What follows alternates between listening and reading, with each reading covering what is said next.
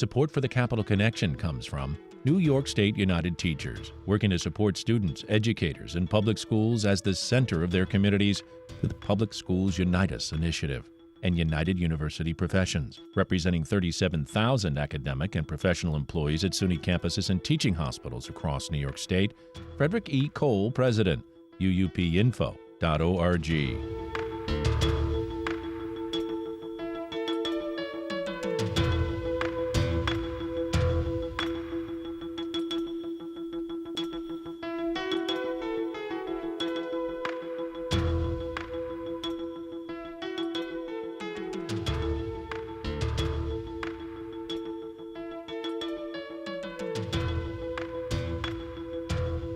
It's the Capital Connection. Hi, I'm David Gustina. Joining us this week is Yancey Roy, the Albany Bureau Chief for Newsday. He's been on this program many, many times before, and he knows what's going on in Albany and all things New York State government and politics. Yancey Roy, welcome back to the Capital Connection.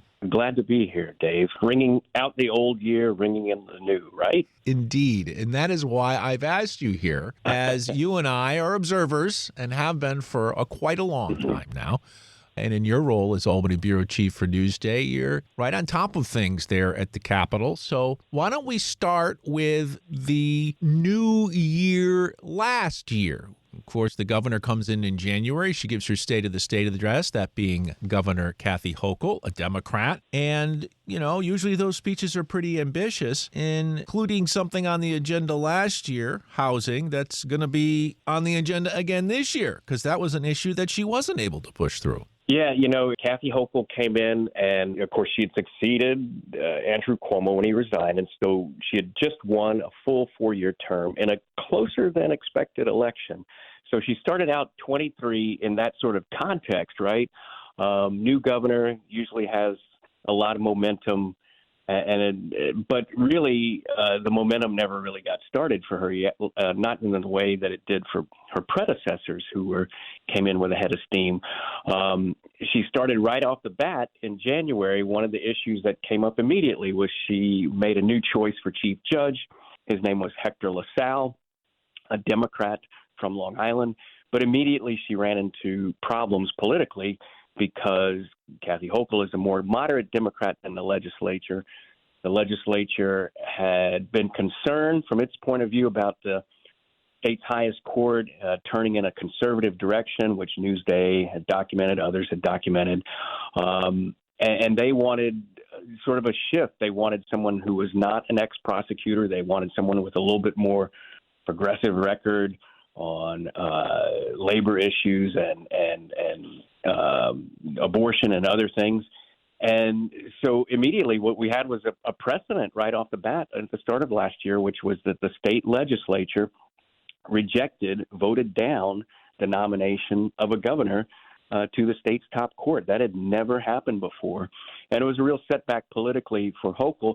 And it was also a sign that she'd kind of, misread her fellow Democrats and misread the political climate there. I don't think they wanted to hand her a defeat, but they also didn't want to go along with this nominee. And in some ways, misreading the political territory was something that happened to the governor along the way more than once in 23. Eventually, she nominated Rowan Wilson, a much more liberal judge, to be the top judge, and he sailed through confirmation. But to get back to where we started on her proposals right out of the bat, there were some things that she proposed in January that were a little bit of a misread in a way, especially on housing. She wanted the goal of more affordable housing and how to get there, and that's a tough political issue. And she proposed some ideas that folks said were well-intentioned, but it also included mandates for overriding local zoning, and that kind of really just kneecapped the idea politically. And she also wanted to raise an MTA payroll tax to help pay for transportation. Again, folks said a laudable goal, but the MTA payroll tax is just like the third rail of politics on Long Island and some other suburban counties. And why are they important? Why are we mentioning suburban counties? Because those are the swing areas where Democrats have traditionally have a harder time holding on to their seats than in New York City or the urban cores of Albany, Rochester, Buffalo, et cetera. These are the swing guys who felt that they were endangered. And so the legislature responding to that blocked Hochul on housing and MTA payroll tax. So it was kind of an interesting start of the year for the governor. Yeah, and when we talk about Hector LaSalle, wasn't it that she didn't even have the votes going in? No, she did not have the votes, and sort of in back channel, if you will, discussions, I think the Senate had signaled, because the Senate confirms or rejects judicial appointments, it had signaled that there was going to be trouble if she wanted to nominate Hector LaSalle, but she felt that he had a sterling record. He was an appellate judge, which is like the second highest level in New York. You know, he would have been the first Hispanic chief judge on the state, so that would have fit some other, demographic political profiles. But at the same time, when they signaled there would be problems, she pushed forward with the nomination. And again, the end result was that Hector LaSalle was voted down in a vote of the Senate. Well, one of the other big issues of 2023, and it continues and will have impact on 2024 elections, and quite frankly, started well before 2022, is redistricting. I'll let you take it from there, Yancey. Well, it's a story that keeps going, right, in New York. Folks who have followed this know that basically every 10 years there's a census, and every state has to redraw its congressional districts to sort of comport with the census changes to make sure all districts have chiefly roughly even-numbered residents, so everyone represents an equal amount of people. And also you have to follow federal voting rights guidelines. You can't be discriminatory. And then beyond that, there's the issue of whether it's New York or North Carolina or Texas, the party that holds the power in the state legislature usually tries to draw those district lines as best they can to give themselves a little bit of an advantage. And the trick is always to give yourself a little bit of an advantage without being so over the top that a court rules that you've illegally gerrymandered, which is basically stack the deck in your favor. And Yancey, just forgive me for interrupting, but for the listeners, part of the way they do that is they know what the enrollment is. So you can see these squiggly lines in New York City go around apartment blocks because they know there are more Republicans in that building than Democrats, for example. Right, and there might be, especially when you get to Westchester, Rockland, and then Nassau and Suffolk, you draw a line so that you might concede, if you will, a Republican area and draw the line so that it's like heavily Republican. Just going off the top of my head, but say you draw a district where you want to say it's going to be 60% Republican, but then that allows you to draw the neighboring district that's more like 55, 66% Democrat. And so that's sort of the mathematics about it. Yeah. And the court ruled in 22, the court said that the Democrats had illegally gerrymandered. The short answer there, what happened is that a special neutral master was appointed to draw new districts. He did so. Because of that and some various other reasons, Republicans picked up a handful of seats in New York and helped them gain control of Congress. Come to 23, Democrats filed a lawsuit to overturn that special master map. The logic of the argument was that the special master was appointed because there was an emergency crunch. We were almost at, the day for the primaries in 22 and something had to be done. But really the state constitution, state law says that maps must be drawn in a process that involves a state redistricting commission, a bipartisan commission, and then approved or rejected by the state legislature. The Democrats filed that lawsuit. They won just recently, and the state's highest court said, you're right, the process is we have to start over with the redistricting commission, which is now underway. It's going to hold a public hearing. It's going to submit a suggested new map that will go to the legislature for approval or rejection. The legislature is overwhelmingly controlled by Democrats, so that gives them an advantage. But you also have to look out for the possibility that Republicans will be watching for any kind of opportunity to sue or block new maps or change new maps from coming into place because the stakes are so high. And we'll see a lot of that play out in January and February as we move forward into the new year. Why should people be concerned? Well, the immediate thing is depending on where you live, who you represents you and who you might have a chance to vote for might change. And then second of all, that might what happens in New York might change the balance of power in Congress. Of course, you can say that about North Carolina and a whole bunch of other states as well. And in fact, it's been argued that earlier redistricting did change the balance in Congress. Sure. And it was a mistake by the Democrats. It helped the Republicans. Yeah, overreach, too greedy. That's what folks were saying after the Democrats drew the map in 22, because it could have flipped 6 seats to the Democrats' way. And the courts ruled that this was basically illegally gerrymandered, unfair, did not set up enough competitive districts. So now Democrats will get a chance to redraw it. And the question is, how do they tweak the current lines to maybe help themselves, but not go too far to wind up in court again? Yeah, and there's one other thing here, and it's underlying all of this, and that's the census. And during this time, during the Trump administration, in fact, is when the census occurred. I believe it was 2020, I believe. But the idea that at that time, there was a huge, and still is, issue with illegal immigration and immigration itself. And of course, census, you're supposed to count everybody. That includes anybody who's an illegal immigrant or someone who's not here lawfully. And it could be argued that census count during that time may have been an undercount, because we know that many who are not legally here don't answer the door for fear it could be a census taker or worse. Well, there's always a controversy about the census. Folks might think, what's this? The census is just a count of people. On its face, what's the controversy there? But yeah, the politics involved in it is that the census helps determine how many congressional seats each state gets. I mean, the Congress is locked in by law to have 435 seats divided by the states. And if one state grows a lot, or in proportion to the others, or shrinks a lot, you lose seats. I mean, New York at one time, I want to say it was 45. It had over 40 seats in Congress, and we're going back a long, long time here. But as the Sun Belt states and the West has grown, and New York hasn't grown as fast, New York's share goes down, down, down, down. And every census in the recent decades, we've lost seats. And so now we're down to 26 seats. And so that's why states and congressional members fight tooth and nail about, is the census accurate? Was there an undercount? How do you count? How do you go about it? And, there's a lot of politics involved in counting people. We're speaking with Yancey Roy, Albany Bureau Chief for Newsday on the Capitol Connection. I'm David Gustina. One of the big national, international, really, if you think about it, issues, and one that's having a huge impact on New York, particularly in New York City, but also upstate, is the migrant crisis. And New York Governor Kathy Hochul has had to deal with that.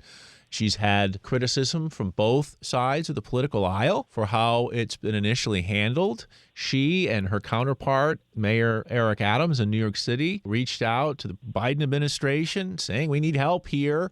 They've had migrants being bused upstate, some communities saying no, some are sanctuary cities.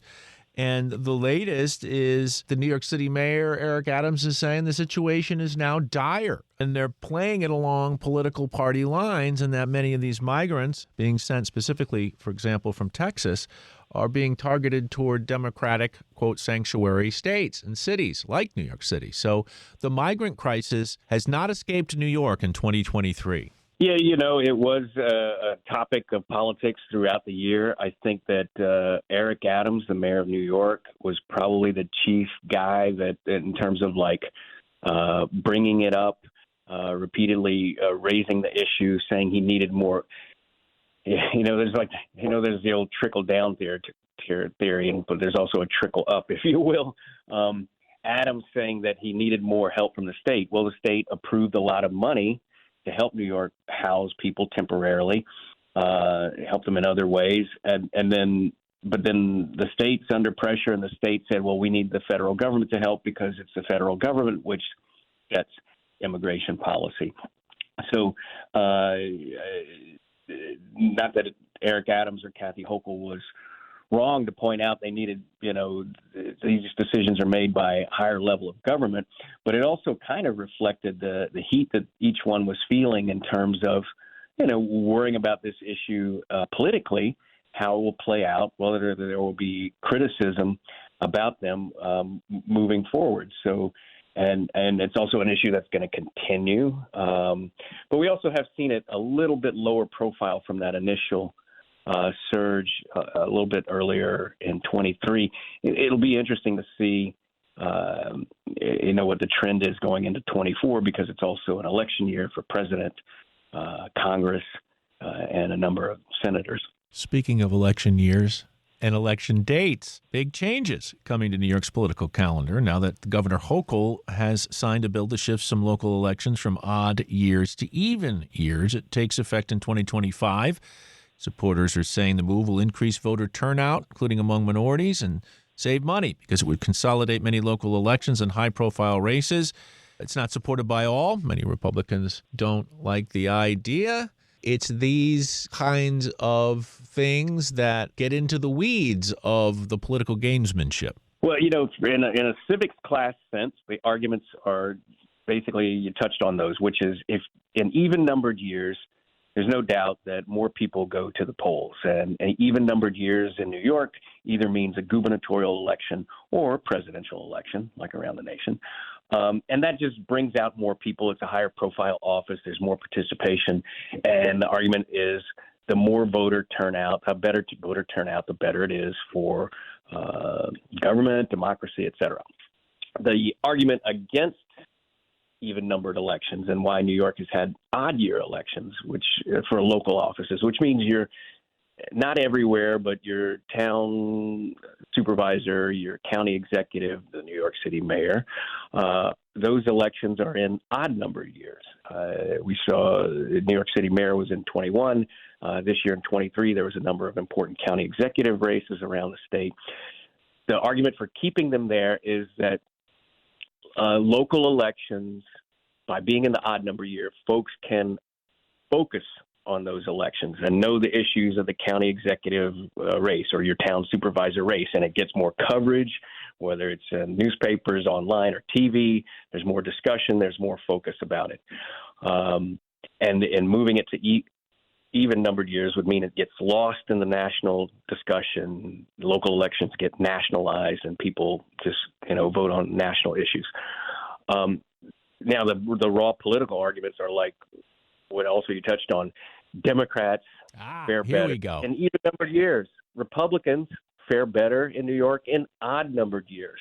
So there is a real political angle here. But you're missing one part of that, Yancey, and that is what you said in the very beginning. You said having more people vote is better for democracy and government, but it also is better for Democrats.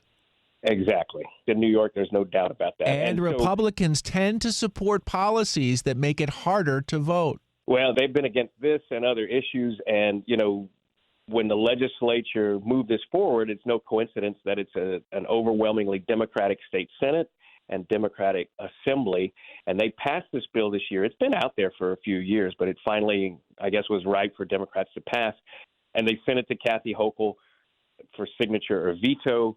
There was a lot of lobbying publicly and behind the scenes for and against, but basically in the end she signed it, and I don't think that can be a surprise because, again, it was a Democratic Senate, a Democratic Assembly. The Democratic State Party chairman favored it, and the governor supported it as well. It's going to be interesting. Folks are wondering how this might work out. You should know that eventually there's going to be a phase in, and it doesn't mean if your county executive was elected this year to a 4-year term that all of a sudden that changes to a shorter term. You can't do that. It would be illegal. But say you're a county executive and there was a number elected this year in Albany and Suffolk County and Erie County. If you're elected to a 4-year term, which ends in 27, then the next go around for county executive, the election would be in 27. But it would be for a 3-year term instead of 4, and so that would run into 2030, and then thereafter 4 years, and then you'd have 2030, 2034, 2038, et cetera. If your term is up at the end and you have to run again in 25, then you would run for either a 3-year term or a 1-year term so that you get on an even number cycle. So it's going to take a couple of years to get into effect, and there'll be one election of transition where someone's running for a 1 year or a 3 year term, which will then end in an even numbered year, and then you move forward from there. Well, let's do that. Yancey Roy, Albany Bureau Chief for Newsday. Let's move forward, because after the session ended in 2023, there are bills that are still sitting there, and they sit there and they sit there and they enjoy their summer vacation and they put on their fall sweaters, and then they get ready for the winter signing or not. And we have a number of things that the governor has signed and some things that she's decided to veto or not sign. I wonder if you might go through at least some of those for us. Well, to back up for just a second, the legislature passes thousands of bills in a session, and they don't all get sent to the governor immediately. Some of that's because there's political discussion about them behind the scenes. Some of them is just practical. I mean, because the way the law works is once you send a bill to the governor, he or she has 10 business days to sign or veto. And practically speaking, if you send 1,000 bills to the governor at once, well, most of them would end up being vetoed because the governor would say, I don't have time to study all these, and I'm not going to sign something into law that I haven't studied every angle on. So they just get phased in, sent in batches, but there's always a rush at the end of the year, yes, for December 31st and a number of things that get sent forward. And so we have seen a number of those in the fall, and as we move into December here, one of the things that got signed at the end was the even-numbered election year. But a number of proposals the governor vetoed at the end that were progressive bills. Again, this kind of highlights a little bit of the difference between the governor and the legislature. Some of the vetoes that she handed down in December was killing a bill that would make it easier for people to reopen and challenge criminal convictions. Another one that was vetoed would have restricted the buying of lumber, paper, and other products from basically tropical forest. Another bill would have banned employers from imposing non-compete agreements on departing employees. There was also a bill that was modified at the governor's direction. It oversees the limited liability companies, which are partnerships, especially used in real estate. People have complained long that limited liability companies, the way the law works, keeps the true owners hidden from public view. Folks wanted to have more transparency about limited liability companies. She signed the law, but there's not going to be a public database for those LLCs. And so, there was kind of nixed there. Another one that was vetoed at the end was a bill that would have mandated judges to take annual training or regular training, rather, on New York's new bail law, which has been controversial, which had eliminated prosecutors' use of bail for most misdemeanors and nonviolent felonies. But you know what? There's some other things that she did sign that were also interesting in the fall, going back a little bit earlier. I mean, one of those that jump out is she signed what's called the Clean Slate Bill, which has to do with criminal convictions. And New York is not the first to do this, but basically what it does is that if you have committed or been convicted of a crime, but you've served your sentence and stayed out of trouble for a certain amount of time, your record would be automatically sealed. It's 3 minutes for a misdemeanor, 8 for a felony. And she signed that, which was something that progressives and Democrats in the legislatures really wanted to put through. It was opposed by a lot of Republicans and prosecutors' office. So there were some wins for progressives and also some losses with the signatures or vetoes at the end of the year. Well, I don't think we can avoid 2023 and New York State when the former president of the United States and a longtime New Yorker born and raised, Donald Trump, was on trial under investigation by the state attorney general, Letitia James. And of course, in that investigation, It centered on allegations that Trump and other company officials exaggerated his wealth and inflated the value of his assets to secure loans and business deals. Quite a spectacle in New York to witness Trump and his outbursts against the judge of the prosecution. Well, Donald Trump is facing court proceedings in several states, right? Not just New York, and Georgia as well. And it's going to set the stage for what could be a very tumultuous. Well, there's almost has to be a very tumultuous 2024 politically, not just politically, but for the nation as these cases play out. And what happens in these cases and Trump's status as the Republican frontrunner for the presidential nomination, or his ability to get on the ballot, which Colorado, a court in Colorado recently ruled that he shouldn't be on the ballot there.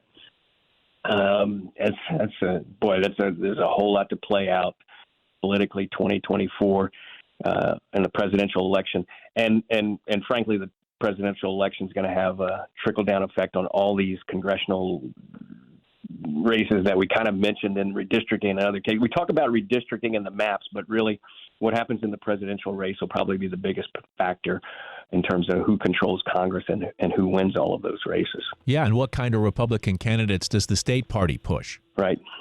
He is Yancey Roy, Albany bureau chief for Newsday, joining us on the Capital Connection this week.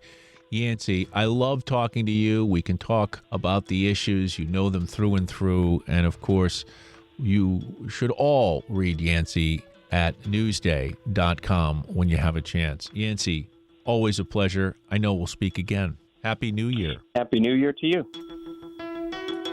The Capital Connection is a production of WAMC Northeast Public Radio. You can listen to The Capital Connection anytime at WAMCpodcast.org or anywhere you get your podcast. And join us again next week at this same time for another political conversation.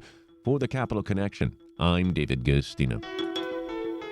Support for The Capital Connection comes from New York State United Teachers, working to support students, educators, and public schools as the center of their communities through the Public Schools Unite Us initiative.